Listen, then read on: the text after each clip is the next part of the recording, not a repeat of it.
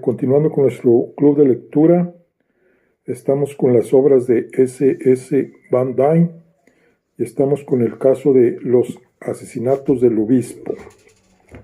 Y vamos a iniciar lo que es el capítulo 8, que se llama Acto Segundo. Lunes 11 de abril, 11:30 de la mañana. No es necesario recordar aquí la impresión causada en todo el país por el asesinato de Robin. Todos recuerdan cómo fue presentada esta espantosa tragedia en las noticias publicadas por la prensa. Cuando los periódicos se refieren a ella, lo hacían de varios modos. Algunos la llamaban el asesinato de Cock Robin. Otros, más imaginativos pero menos precisos, la denominaban el asesinato de Mamá Oka. Esto es alusión a la vieja canción anónima La muerte y entierro de Cock Robin. No es, como se supone comúnmente, una de las originales melodías de Mamá Oka, aunque haya sido a menudo incluida en las ediciones modernas de esa famosa obra. Nota del traductor. Dice, pero la firma de las notas escritas a máquina aguzó el sentido periodístico y con el tiempo la muerte de Robin solo se conoció como el crimen del obispo. Su extraña y terrible combinación de horror e infantil lenguaje inflamó la imaginación del público y la siniestra sugestión de sus detalles se apoderó de todo el país, cual una grotesca pesadilla cuyo horror era imposible disipar. Durante la semana que siguió al descubrimiento del cadáver de Robin, los detectives del Departamento de Homicidios, así como los adscriptos a la oficina del fiscal, estuvieron ocupados noche y día en la investigación. La recepción de los duplicados de la nota del obispo por los principales periódicos neoyorquinos de la mañana disipó cualquier idea que Hertz hubiese podido alimentar sobre la culpabilidad de Sperling, y aunque se rehusó a conceder su oficial imprimatur a la inocencia del joven, se dedicó con su habitual pertinacia a la tarea de encontrar otro posible culpable. La persecución que organizó y dirigió fue tan completa como la que llevó a cabo en los crímenes de Green. Ninguna pista que ofreciera la más insignificante esperanza de resultado fue menospreciada, y el informe que él presentó hubiera sido el orgullo hasta de los más meticulosos criminólogos de la Universidad de Lausanne. En la tarde del día del asesinato, Head y sus hombres buscaron el trapo que había sido usado para limpiar la sangre del piso de la sala del club, pero infructuosamente. También registraron a fondo el sótano de Dilar, con la esperanza de hallar otros indicios, pero aunque Hertz encargó ese trabajo a verdaderos expertos, el resultado fue negativo. El único punto aclarado fue que la estera colocada cerca de la puerta había sido movida recientemente para cubrir la parte mojada del piso de cemento. Este hecho, sin embargo, corroboraba la primitiva observación del sargento. El informe post-mortem del doctor Doremus reforzó la teoría oficial de que Robin había sido muerto en la sala del club y llevado después al campo de tiro. La autopsia demostró que el golpe asestado en el cráneo había sido extremadamente violento, mediante un instrumento pesado y de forma redondeada, que produjo una fractura muy diferente a la que hubiera resultado del choque contra una superficie plana. Las pesquisas realizadas en busca del arma fueron infructuosas. Aunque Belle y Pinet fueron interrogados por Head varias veces, no fue posible sacar nada de ellos. Pinet insistió en que estuvo toda la mañana en la habitación de Arneson, excepto los pocos minutos que empleó para ir al ropero y a la puerta principal. Negó obstinadamente que hubiese tocado el cuerpo o el arco cuando fue, por orden del profesor Dillard, a llamar a Sperling. El sargento, sin embargo, no estaba enteramente satisfecho con su declaración. Ese cuervo legañoso oculta algo bajo el ala, dijo con disgusto a Markham. Hará falta la manguera y la cura del agua para hacerle desembuchar. Se efectuó un recorrido por todas las casas de la calle 75, entre la West End Avenue y el Riverside Drive, con la esperanza de dar con un vecino que hubiese notado a alguien entrando o saliendo por la puerta del muro de la casa de Dillard durante la mañana. Pero esa fastidiosa labor no dio ningún resultado. Pardet era, al parecer, el único vecino que había observado a alguien en las proximidades aquella mañana. Después de varios días de arduos interrogatorios sobre el particular, el sargento se convenció de que tendría que seguir adelante sin contar con ninguna ayuda fortuita. Las varias coartadas de las 7 personas, incluidas por Benz en la lista que confeccionó para Markham, fueron examinadas tan concienzudamente como lo permitieron las circunstancias. Evidentemente era imposible comprobarlas en todos sus puntos, pues en general estaban basadas solo en las declaraciones de las personas involucradas en el caso. Más aún, la investigación tuvo que efectuarse con el mayor sigilo a fin de no despertar sospechas. El resultado de esta investigación fue el siguiente. Número 1. Arneson había sido visto en la biblioteca de la universidad por varias personas, entre ellas un ayudante y 2 estudiantes, pero el espacio de tiempo que resultaba de sus declaraciones no fue ni consecutivo ni específico en cuanto a la hora. 2. Bella Dillard había jugado varios partidos de tenis en las canchas públicas de la calle 119 y Riverside Drive, pero como su grupo estaba integrado por más de 4 jugadores, 2 veces había debido turnarse con ellos. Ninguno de los jugadores pudo decir con seguridad si ella habría permanecido en la cancha durante esos descansos. 3. La hora a la que salió Drucker de la sala del club fue definitivamente determinada por Sperling, pero no pudo darse con nadie que lo hubiera visto a partir de ese momento. Él admitió que no se había encontrado con persona alguna en el parque, pero insistió en que se había detenido durante varios minutos para jugar con unos chiquillos desconocidos. 4. Pardet, el mayordomo, había estado solo en su estudio.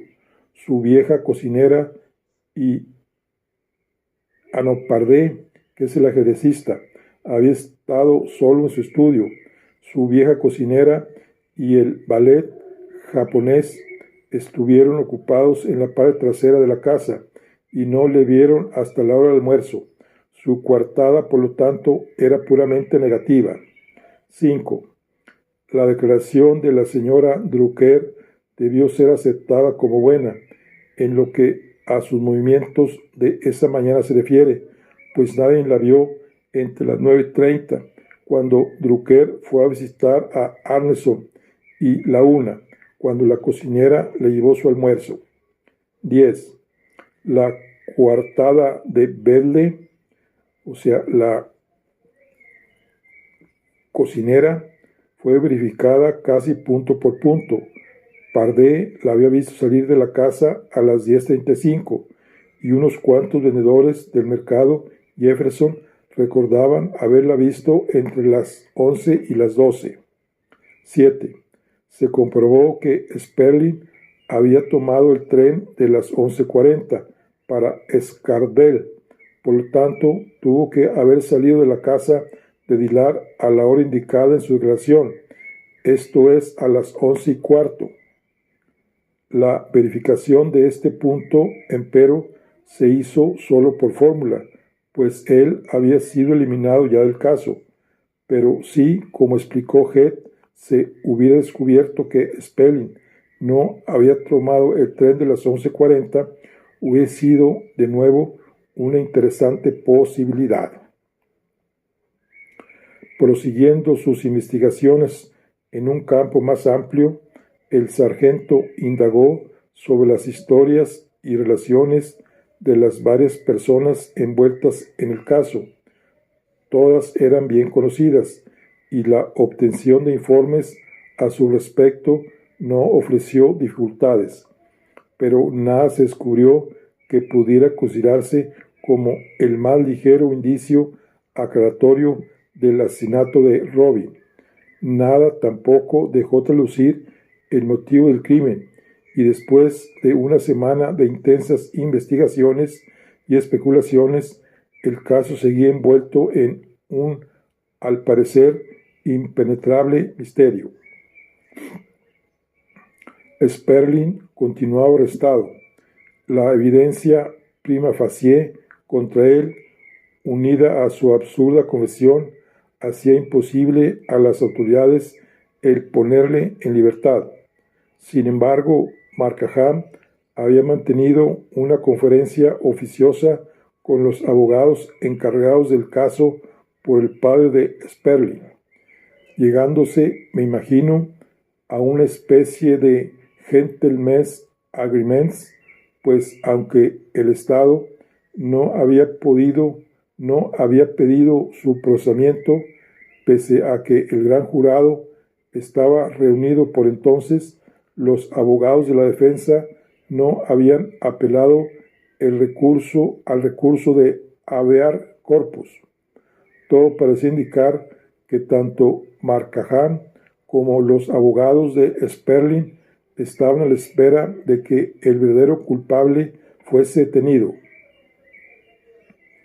Markham había celebrado varias entrevistas con los miembros de la familia Dillard en un esfuerzo por descubrir algún indicio, por trivial que fuese, que pudiera encaminar la pesquisa hacia un resultado más feliz. Pardee había sido llamado a la oficina del fiscal para firmar una declaración acerca de lo que él había visto desde su ventana en la mañana de la tragedia.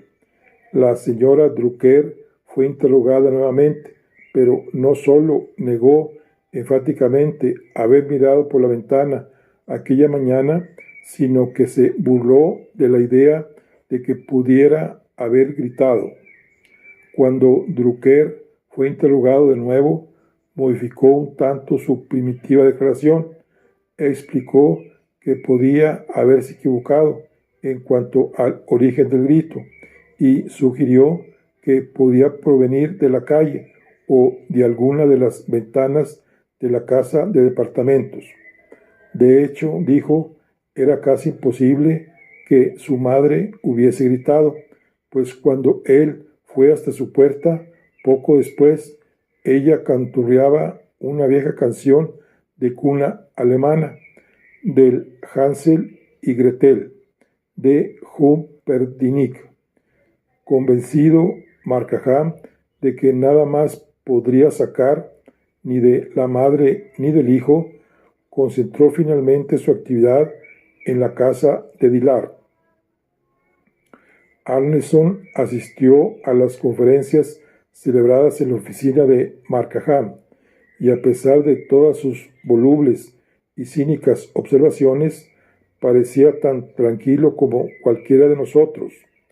Baines se burlaba en son de broma de las fórmulas matemáticas mediante las cuales pretendía poder resolver el caso, pero Arneson insistía en que una fórmula no podía ser desarrollada hasta contar con todos los factores del teorema.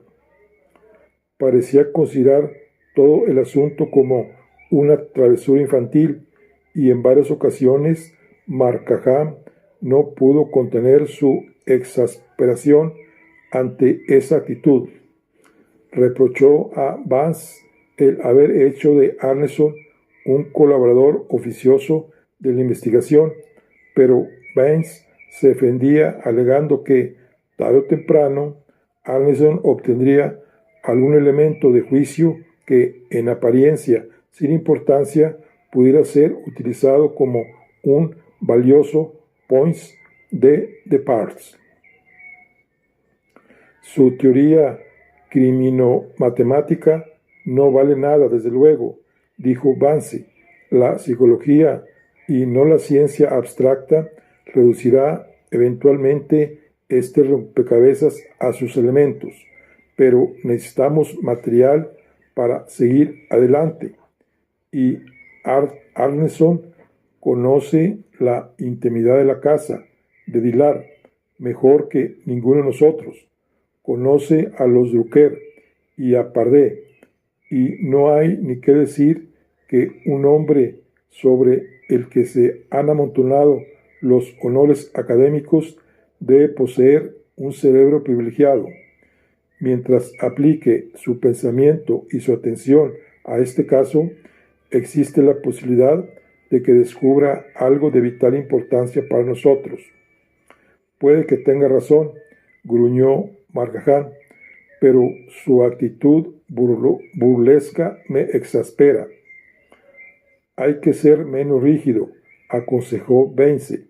Considera sus ironías desde el punto de vista de sus especulaciones científicas.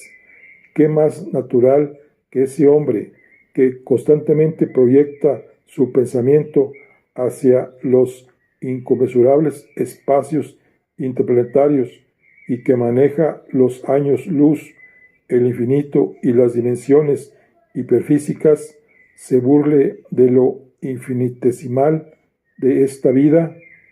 Buen muchacho este Arneson, no muy hogareño y accesible, tal vez, pero sumamente interesante. El mismo Baines había tomado el caso con inusitada seriedad. Había abandonado definitivamente su traducción de Menandro. Se tornó caprichoso y huraño, signo evidente de que su mente estaba ocupada en un problema absorbente. Todas las noches, después de la cena, se encerraba en su biblioteca y leía durante horas enteras, no a los clásicos ni a los estetas con los que generalmente pasaba su tiempo, sino libros tales como la Die Psychologie of Insanity de Bernard Hals, Der Witz und seine Bereislung zum und des Westen de Freud, Abnormal Psychology Representate Emotion de Coria, Comic und Humor de Lipo, Die Murder Complex de Daniel A. Husbeck, Les Obsessions et la Psychoagence de Janet, Uber Artimomanie de Donat, Which Fulfillments and Fiery Tales de Ricklin, Die Forenscher Virtue der Zwangsborst de Jugend de Lehmann, über den Witz de Kuno Fischer, Criminal Psychology de Erich Wolfens, The Insanity of Genius de Holden y Die Spiele des Menschen de Gross. Pasaba horas y horas revisando los informes policiales. 2 veces estuvo en casa de Dillard y en una ocasión visitó a la señora Drucker en compañía de Bella Dillard. Una noche tuvo una larga discusión con Drucker y Arneson acerca de la concepción de Sitter del espacio físico como una pseudoesfera lobshewiskiana, siendo su propósito barrunto, familiarizarse con la mentalidad de Drucker. Leyó el libro de Drucker titulado Words Lines in Multidimensional Continua y pasó casi un día entero estudiando el análisis del gambito de Pardee, efectuado por Janowski y Tarrach. El domingo, 8 días después del asesinato de Robin, me dijo: «Oye, Van, este problema es increíblemente sutil. Ningún procedimiento ordinario servirá para solucionarlo, pues cae en el dominio de una extraña zona de la mente humana, y su superficial infantilidad es su más terrible y desconcertante aspecto. El asesino no ha de contenerse con solo este golpe. La muerte de Colt Robin no es un fin en sí mismo. La pervertida imaginación que llevó a cabo este crimen bestial es insaciable, y a menos que descubramos el anormal mecanismo psicológico que le sirve de base, vamos a tener nuevas bromas macabras». Al día siguiente, su pronóstico se cumplió.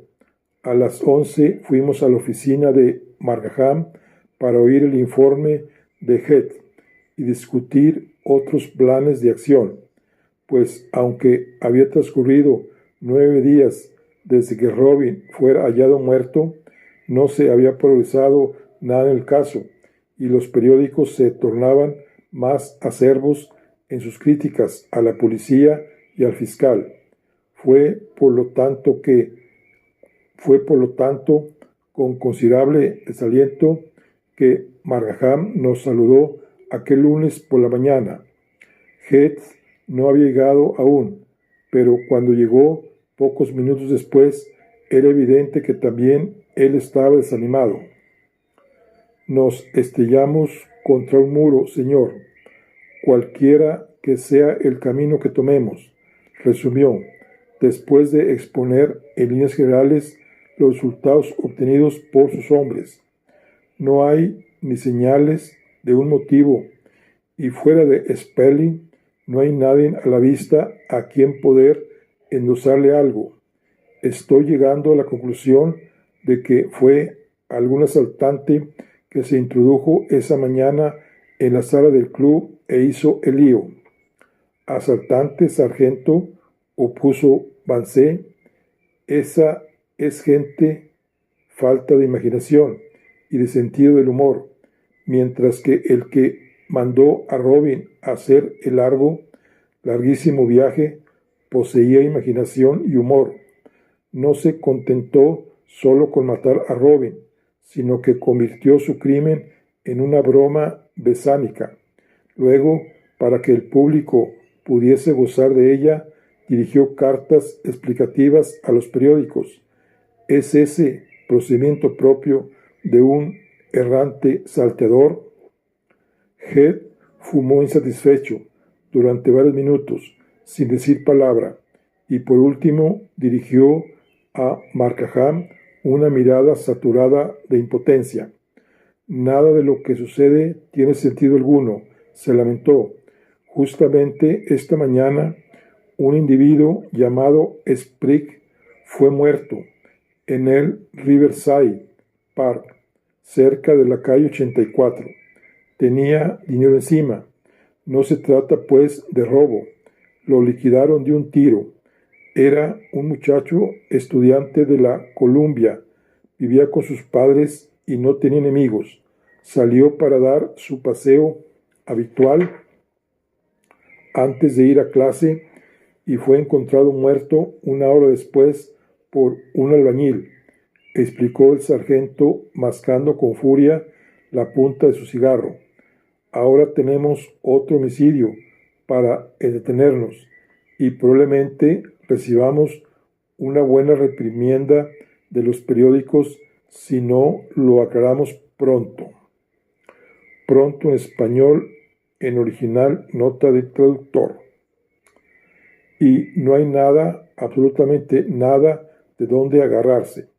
Sin embargo, sargento, dijo Vance con acento consolador, disparar contra un hombre es cosa corriente. Puede haber 1000 razones vulgares para un crimen de esa índole. Es la teatral muerte de Robin la que hace añicos nuestro poder de deducción, si no fuese un asunto infantil. De pronto cayó, y sus párpados se entornaron, inclinándose hacia adelante. Aplastó deliberadamente su cigarrillo. ¿Dijo usted, sargento, que el apellido de ese joven es Sprague? Head asintió melancólicamente. Y dígame, a pesar del esfuerzo de Vance, había una nota de ansiedad en su tono. ¿Cuál es su nombre? Head le dirigió una mirada intrigada, pero después de una breve pausa, sacó un estropeado librito de notas y pasó varias páginas. John Spriggs, contestó. John E. Spriggs. Vance sacó otro cigarrillo y lo encendió meticulosamente. Dígame, ¿fue muerto con una 32? ¿Eh? Se sorprendió Head y los ojos se le redondearon y su mentón avanzó. Sí, un 32. Y le dispararon en la coronilla. El sargento se puso de pie y miró a Vance con asolamiento. Lentamente su cabeza se movió de arriba para abajo. Así fue, pero ¿cómo diablos, señor? Vance extendió la mano como para imponer silencio. Fue, sin embargo, la mirada, más bien que el gesto, lo que cortó la pregunta del sargento. Oh, mi encantadora tía. Se levantó como un hombre aturdido y miró fijamente ante él. Si yo no le hubiera conocido tan a fondo, hubiese jurado que le agitaba una sensación de temor. Luego, acercándose a la alta ventana detrás del escritorio de Markham, se quedó mirando las grises piedras de la cárcel de encausados. No puedo creerlo. Es demasiado horrible, pero es así. La voz impaciente de Markham se dejó oír. ¿Qué diablos está rumiando, Vance? No sea tan enigmático.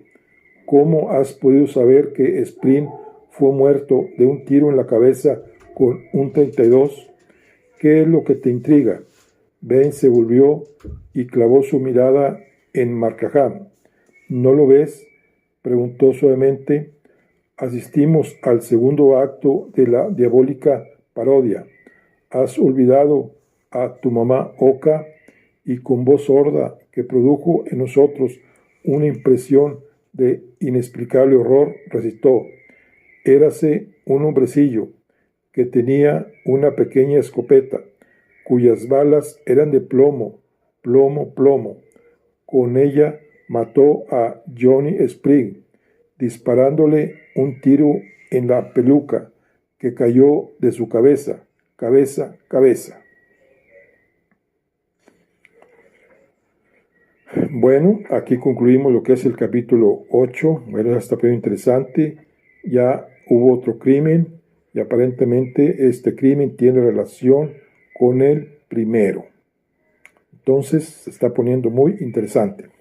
Bueno, aquí concluimos nuestro club de lectura y concluimos lo que es el capítulo número 8 de el caso de los asesinatos del obispo de S.S. Van Dyne. Nos vemos en la siguiente. Hasta luego.